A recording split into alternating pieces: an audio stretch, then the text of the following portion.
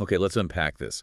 Usually when we talk about conflict, Yeah. I mean, whether that's a personal crisis, a mental health struggle, or in the case of today's source material, spiritual warfare, we tend to default to very specific military language. Yeah. We talk about holding the line or firing shots or fighting from a trench. Right. It's the sniper approach. You want to engage the enemy from a safe distance where you can't get hurt. Exactly. You want to push a button or pull a trigger and just watch the problem explode way over there. It implies distance. Yeah. But today's deep dive is going to completely dismantle that comfort zone. We are looking at a transcript from a lecture by Reverend Paulette Mpama Bonem. Titled Wrestling in the Spiritual Realms. That's the one. And she insists, I mean, she pretty much demands, Mm-hmm.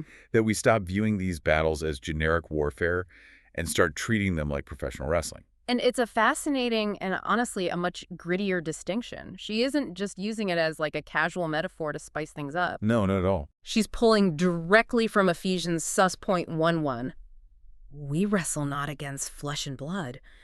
She is really drilling down into why that specific word wrestle matters so much. It changes everything. It changes the entire physics of the fight. It changes the vibe completely. Mm-hmm. Because if you're wrestling, you aren't shooting at someone miles away. You are on the mat. Yep. It's sweaty, it's uncomfortable, and it's right in your face. Precisely. And that's her main point. If you're wrestling, you are in close quarters. It's intimate. You can smell the opponent. You can feel their weight on top of you. You're grappling for control over their body while they're actively trying to pin you down. You can't just stand and rid the enemy, as she puts it. You have to contend for power. You have to.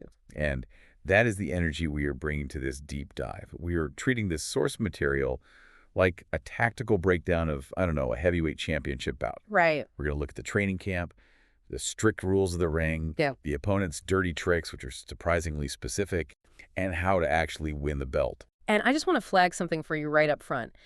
Even if you don't subscribe to the specific theology or the spiritual worldview presented here, the psychological framework she builds is incredibly potent. Oh, absolutely. I mean, the insights on discipline, distraction, and mental fortitude are applicable to almost any high-stakes challenge in life. For sure. Whether you're fighting a spiritual battle or just trying to get through a high-pressure week at work. Exactly. So let's head to training camp, because according to Reverend Banham, you don't just wake up one day ready to wrestle a spiritual giant. Not at all. You have to build the chassis for it. No, she's very, very clear on this. She draws a direct parallel to physical anatomy. A wrestler in the natural world has muscles that are built through specific, repetitive strain. She says, and I'm quoting here, "You know that is not just by watching TV. They have those muscles." I feel personally attacked by that statement. Right. I was really hoping I could binge watch my way to spiritual fitness. Deeply unfortunate for you, but no. She argues that spiritual muscles, your ability to withstand pressure, fatigue, or fear, require deliberate, even painful training. If you aren't training, you are going to get gassed in the first round. And it all starts with diet, just like a real athlete. It does. But we aren't talking about protein shakes and carb loading here. That would be so much easier. We're talking about the word and prayer. But here's where it gets really interesting. She doesn't just say, pray more. She gives this intense example of a training regimen she calls the Watch. This sounded absolutely exhausting just reading about it. Walk us through the Watch. It's essentially interval training for the soul. She describes a regimen where participants prayed every 3 hours around the clock. Midnight, 3 a.m., 6 a.m. Yeah, and the idea wasn't just to stay awake or, deprive themselves of sleep. It was to bombard the spirit man, the internal spiritual self, with different anointings or spiritual energies at each interval. So at midnight, it's fire. At 3 a.m., it's something else. It's like keeping the engine running hot constantly. Precisely. She argues that this constant engagement forces growth. She mentions that even the skinniest spirit man, someone who is spiritually weak or underdeveloped, starts growing muscles because they just have no space to rest or be complacent. You are constantly in the zone. It reminds me of those intense military hell weeks. It's about pushing past the point where your mind says stop to find a new reservoir of strength. Well, yeah. And then, of course, there's the junk food, the stuff that ruins the diet. Right. She warns against music of the world or a lack of discipline. She references Gideon's army from the Bible, how he had to whittle down his troops to only those who were fit for war. That's the story where they drank water, right? Yeah, exactly. Gideon started with thousands, but God told him to send home anyone who was afraid and then anyone who drank water lazily. He ended up with just 300 men. And in her view, if you're consuming junk, which in this context means anything that dulls your spiritual sharpness or distracts you, you aren't just unfit. You're a liability. You're a liability. You're one of the soldiers sent home. There was this one anecdote she shared about diet and discipline that I think a lot of people can relate to, even outside of this context. It was about the 3-day dry fast. Oh, this is a classic example of trying to negotiate the terms of your training. It is. She talks about people who are told to do a 3-day fast, no food, no water, to break a specific stronghold. And immediately, they start bargaining. Can I do 6 a.m. to 6 p.m.? Can I have a little water? What about a smoothie? And her perspective is just, it's strict. She views that negotiation as a weakness that leads directly to defeat. She says you're running around the ring. You aren't facing the trend. You aren't. And eventually you'll have to come back and do the hard thing anyway because the easier version didn't work. It's the difference between training to finish a workout and training to win a gold medal. If you cheat the reps, the ring will expose you. Exactly. And that brings us to the rules of the ring. Because once you step onto that mat, the dynamics change completely. And the first rule she lays out is, it's a hard pill to swallow for a lot of people. Rule number 1, wrestling is not a team sport. This is such a critical distinction. In football or basketball, if you're tired, you sub out. Right, you tag someone in. You have teammates to cover your blind spot. In wrestling, it's just you and the opponent. She was pretty blunt about this. She said, I cannot fight for you. Right.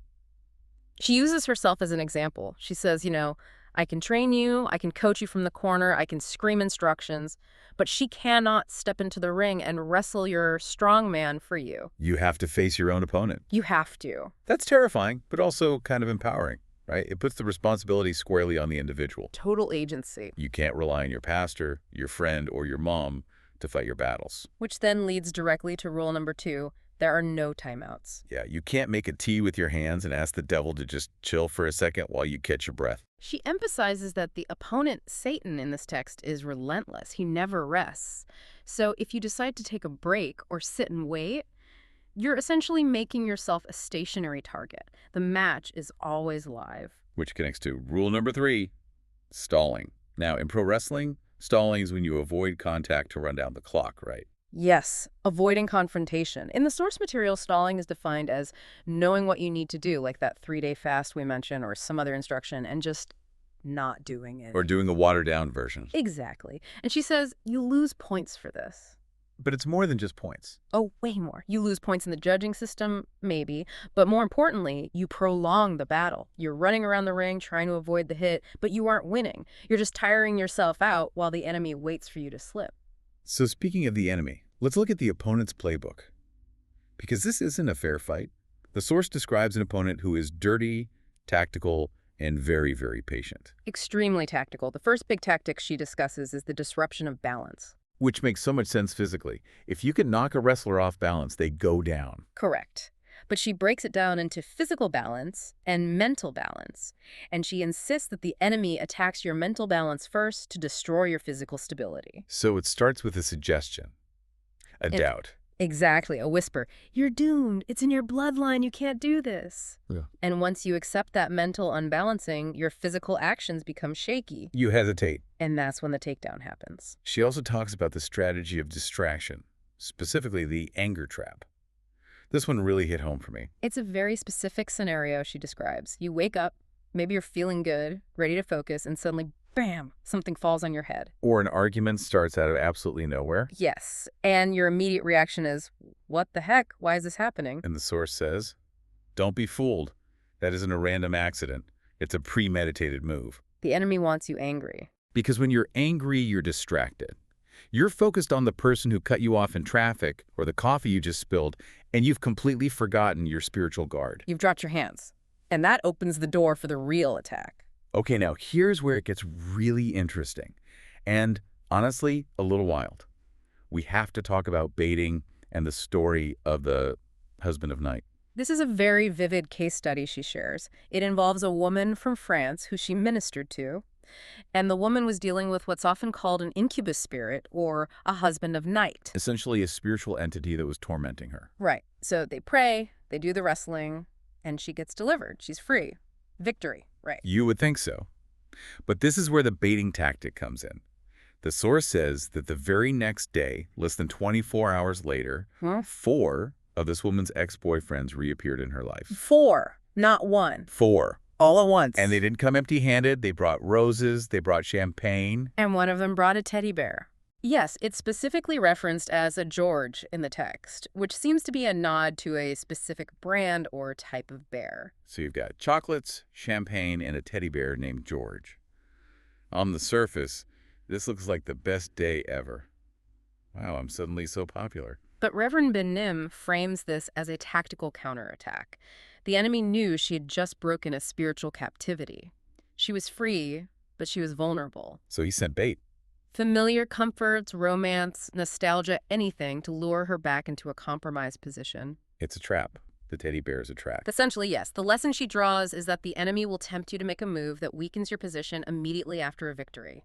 He wants you to think, oh, look, I'm being blessed, when actually you're being baited back into the cage. That is just wild. It really reinforces the idea that you have to be constantly anticipating the next move, which leads us to the advanced technique section of our deep dive. Anticipation. She compares it to a chess match. You cannot just react to what is happening right now. You have to be 3 moves ahead. You have to know what the opponent is planning. And she claims there is a way to actually get that intel. Right, through intercession. Yes, and she describes deep intercessory prayer not just as, asking for things, but as an intelligence-gathering operation. She claims that when you are in that deep state of prayer, you can see things 6 months or a year into the future. So you can block a punch that hasn't even been thrown yet. Precisely. She gives an example of having visions about her children, seeing them older and safe, which allowed her to remain calm during current struggles. It's about blocking the enemy's future moves before they even manifest. Another technique she really emphasizes is mobility. This goes right back to the wrestling analogy. A stationary target is easy to pin. And a mobile opponent is dangerous. Right. She says the enemy prefers stagnant people. Meaning, if you aren't doing anything for God, if you're just sitting on the couch spiritually, the enemy kind of leaves you alone. Pretty much. Why waste resources on someone who isn't a threat? But the moment you start starting a ministry, fixing your life, helping others, you become a target. She used the pandemic as an example here, didn't she? She did. She referenced COVID-19 as a massive wrestle. The church was in danger of becoming stagnant because of the lockdowns, so they had to figure out how to remain mobile and active despite all the restrictions. Because if they had just sat down and waited for it to be over, they would have been pinned. Exactly. So keep moving, bob and weave. Let's shift gears to the mental game. Because any athlete will tell you, the body achieves what the mind believes. And Reverend Ben-Nim makes this huge distinction between desire and will. This is critical. She says desire is just an emotion. It's wishing, I wish I could win, I want my marriage to work. But the will is a decision. It's a choice. And she brings this up in the context of marriage counseling. When couples come to her with problems, her first question isn't, what happened? Do you love him? Exactly. Because if the answer is, I don't know, or not really, she says it's a waste of time. Because the will to fight isn't there. If the will isn't there, the wrestling match is already lost. You can have all the techniques in the world, but if you don't have the will to win, you won't endure the pain of the match. But here is the ultimate cheat code she offers for the mental game. This is the confidence booster. The fixed fight. Right. We talked about how the enemy is tactical and strong, but she reminds the listener of a fundamental theological truth. The opponent has already been judged. You are wrestling a loser. In her theology, Jesus' death and resurrection effectively pinned Satan. The match has been called. So if the match is over, why are we still wrestling? And that's the nuance. She argues that the believer's role is to enforce the victory that has already been won. So you aren't fighting to see if you win? No, you are fighting to maintain the position of victory. It's like the referee has already counted to 3, but the other guy is still trying to get up, and you just have to keep your weight on him. That's a great way to put it. The goal is to make the enemy fall and stay down based on the authority you already have. You aren't trying to survive the round. You are there to dominate. I love that mindset shift. It really takes the fear out of it. It does. It changes your posture from defensive to offensive. So what does this look like practically? We're coming to the end of the deep dive, and the source material actually ends with homework. Yes. She lists specific case studies or exercises. She creates these fictional profiles, though they feel very real, and asks her students to apply the armor of God to them. Okay, let's run through a couple of them. She mentions rejection Daniel. Right. Daniel, who was adopted and feels out of place. She asks what specific shield of faith or helmet of salvation fits his problem. How does he wrestle that? How does he wrestle against the spirit of rejection? Then there was marine witchcraft Phil. This one is quite specific. Very. Phil dreams of water, swimming, has wet dreams, and can't commit to marriage. She categorizes this as a marine spirit attack. So the exercises, how does Phil fight? What is his diet? What is his weapon? It's really about distinct, targeted strategies. You don't treat rejection the same way you treat marine witchcraft. Exactly. And she also mentions self-image Laura, who compensates for feeling unattractive by overeating, and conflict Zoe, a nurse dealing with COVID. The takeaway here is that you need to be precise. You can't just throw generic prayers at specific problems. You need to customize your wrestling style to the opponent in front of you. And that leads to her final and maybe most provocative thought regarding recovery. This was powerful. Even if you fall, you don't have to stay down. Right. In wrestling, you can get taken down. You can be on the mat, facing the dirt. But as long as you aren't pinned, you can reverse the position. She says the enemy will try to keep you down, to make you feel like the fall is permanent. But the source insists that God has provided strategies for escape and reversal. The match isn't over until you decide to stop fighting. So if you've stalled, or if you've been baited by Teddy Bear, or if you've been knocked off balance, get back up. Reset your stance, check your balance, and engage. That's the message. It's a wrestle, not a walk in the park. And remember, you're training for a championship, not just a participation trophy. So here is our question for you to mull over today. Where are you stalling in your own life? Is there a difficult instruction or a discipline you've been avoiding because you're trying to run out the clock? Identify that, and you identify where your next victory lies. Thanks for diving deep with us. Keep wrestling. See you in the ring.